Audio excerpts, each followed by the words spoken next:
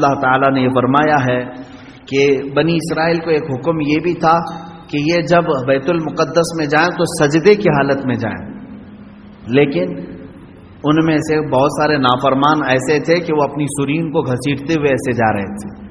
حکم ہوا تو سجدہ کر کے جائیں، لیکن وہ مذاق کے طور پر سرین اپنی گھسیٹتے ہوئے اس طرح سے بیت المقدس میں جانے لگے۔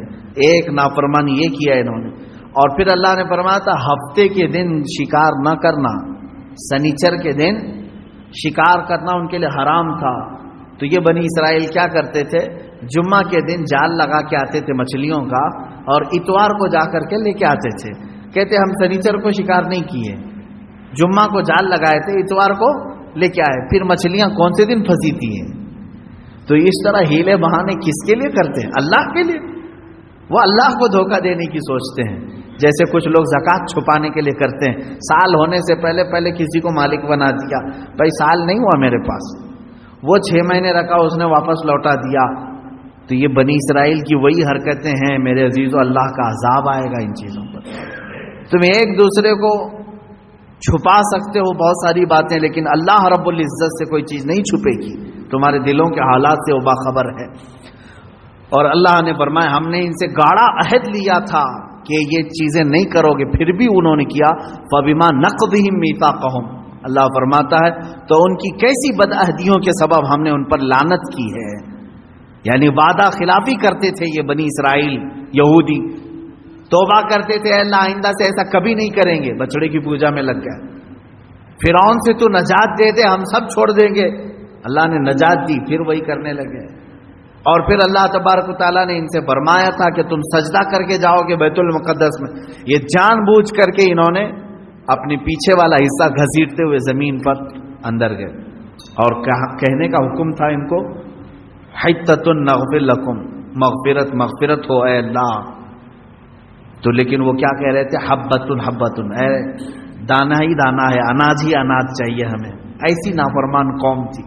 اللہ فرما رہا ہے تسبیح بولو مغفرت، اور وہ کہہ رہے ہیں گیہوں جوار، یعنی دانوں کے نام لے کر کے کہہ رہے تھے کہ یہ ملے ہم کو، فلاں ملے۔ تو یہ نافرمانیوں کے سبب اللہ تعالیٰ فرماتا ہے ہم نے ان پر عذاب نازل کیا، ان پر لعنت کی، اس لیے کہ وہ آیات الہی کے منکر ہوئے ہیں، اللہ کی آیتوں کے منکر ہوئے۔ یہاں سے بات، اور پھر اللہ تعالیٰ فرماتا ہے وَبِكُفْرِهِمْ وَقَوْلِهِمْ عَلَى مَرْيَمَ بُهْتَانًا عَظِيمًا، اور اس لیے بھی اللہ نے ان پر لعنت کی کہ انہوں نے کفر کیا اور مریم پر بڑا بہتان باندھا۔ یہ یہودی ہی تھے جو حضرت بی بی مریم پر تہمت لگاتے تھے کہ عورت ناپاک ہے، بغیر شوہر کے اس کو بچہ کیسے ہوا، اس نے غلط کاری کی ہے، بدکاری کی ہے، معاذ اللہ رب العالمین، 1000 تہمتیں۔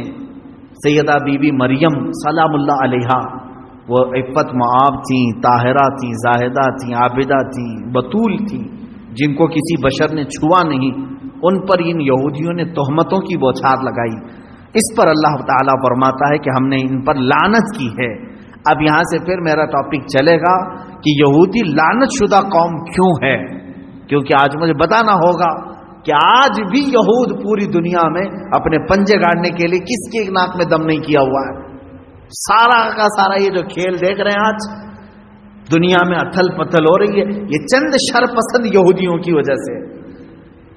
مجھے کہتے ہیں کچھ لوگ اینٹی جیوز ہیں، آپ سارے یہودیوں کے اینٹی تھوڑی نہ ہیں، جو ایمان والے تھے ہم ان کے مخالف نہیں ہیں، جو اللہ کو ایک مانتے ہیں، انبیاء پر ایمان لاتے ہیں، وہ اچھے یہودی تھے پہلے زمانے میں۔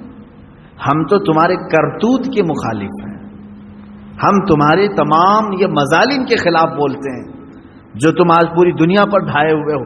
انہوں نے خفیہ تنظیمیں بنا کر رکھی ہیں، یہ عیسائیوں کو بھی برباد کرنا چاہتے ہیں، مسلمانوں کو بھی۔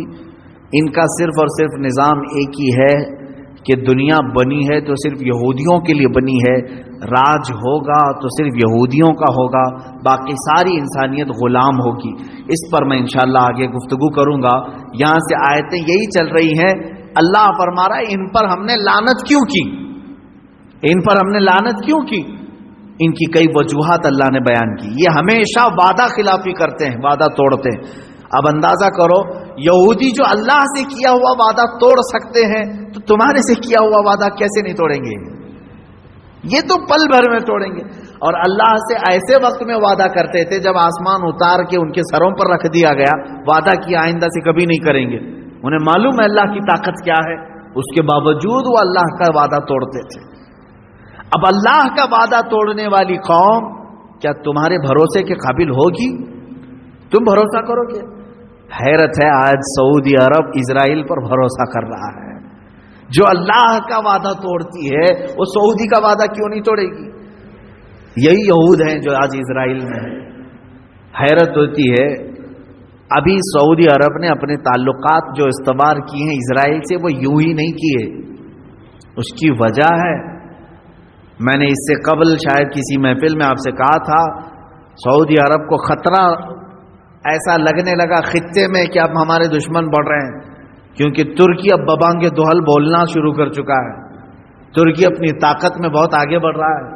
ترکی اپنا الگ الائنس بنا رہا ہے، کیونکہ سعودی عرب کا وہ OIC ہمیشہ پہلے سے ہے، ایک آرگنائزیشن ہے اسلامک کنٹریز کا.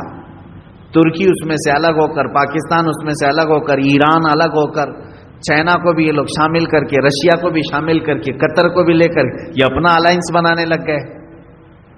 خوف، یہ سیاسی معاملات ہیں جو دنیا کی سیاست پر نظر رکھتے ہیں، اچھی طرح جانتے ہیں.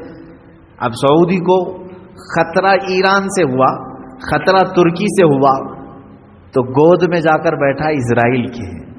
کیا آپ ہمارے مائی باپا ہو، آپ ہماری حفاظت کر لینا.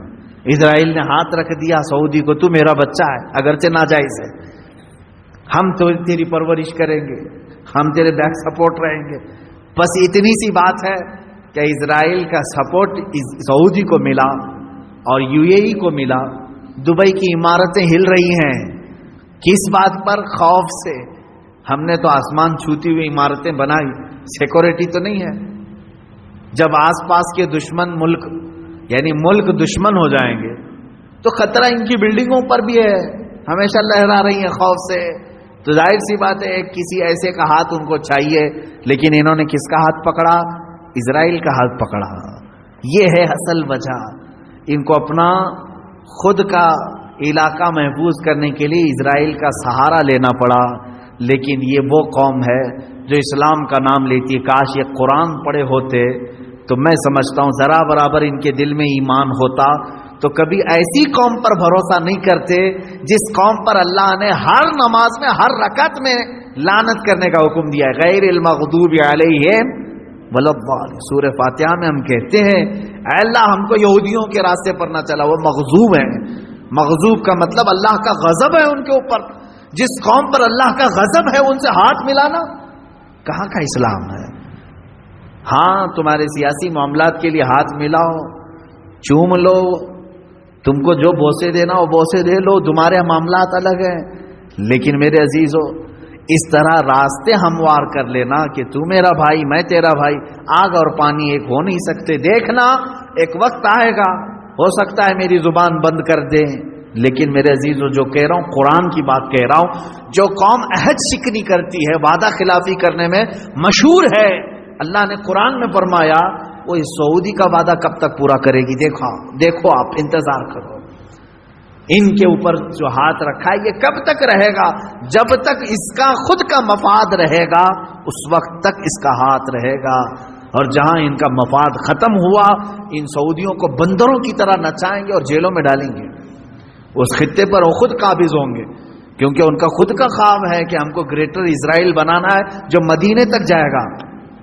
اسرائیل اتنا بڑا بنے گا کہ شام بھی اس میں آئے گا، جارڈن بھی اس میں آئے گا، اور پھر عراق کا کچھ حصہ آئے گا، مصر کا کچھ حصہ آئے گا، اور مدینے تک آئے گا. سعودی عرب اتنا بڑا ایک اسرائیل بنانے کا خواب ہے. آپ میپ دیکھ لیں گریٹر اسرائیل کا، اس میپ کے پر وہ کام کر رہے ہیں، محنت کر رہے ہیں. اور سعودی عرب یہ سوچ رہا ہے کہ ہماری یہ سیکورٹی کے لیے ہمارے تک آ رہے ہیں، چند دنوں کے بعد تمہاری کرسیاں ہل جائیں گی. اور اللہ رب العزت ہلائے گا، کیوں نہیں؟ اس لیے کہ پوری امت مسلمہ کے ساتھ تم نے دھوکہ کیا ہے. خادم الحرمین شریفین کہہ کر کے، یہ جن کے بارے میں اقبال نے بہت پہلے کہا تھا یہی وہ شیخ حرم ہے جو چرا کے بیچ کھاتا ہے گلی میں بو زردل کے اویس و چادر زہرا. یہ اقبال کا قول ہے. یہاں جتنی مقدسات تھی ان کو بیچ کر کھانے کے لیے بیٹھا ہوا شیخ حرم ہے. یہ در حقیقت یہ نہ خادم الحرمین ہے، نہ خادم الاسلام ہے، نہ خادم المسلمین ہے. یہ تو صرف خادم الیہود ہے. خادم الیہود ہے، وہ جو کہیں اس پر عمل. اب یہاں سے قرآن کی آیتیں اسی پر چلیں گی. اللہ نے اگر زندگی باقی رہی تو اس پر میں گفتگو کروں گا کہ یہ لعنت شدہ قوم کیوں ہے، کن حرکتوں کی وجہ سے اللہ نے ان کو قیامت تک ملعون کہا ہے. یہ لعنت ہوتی رہے گی ان پر. اللہ رب العزت اس قوم کی نحوستوں سے ہمیں بچا ہے، اور اس کی تمام تر دراندازیاں جو اسلام اور مسلمانوں کے لیے ہو رہی ہیں، مولا تعالیٰ اسلام اور سنیت کو ان کی دراندازیوں سے محفوظ رکھے. خلاق العالمین یہود و نصارہ کی تمام برے منصوبوں کو تو خاک میں ملا دے، اسلام و سنیت کا بول بالا فرما دے.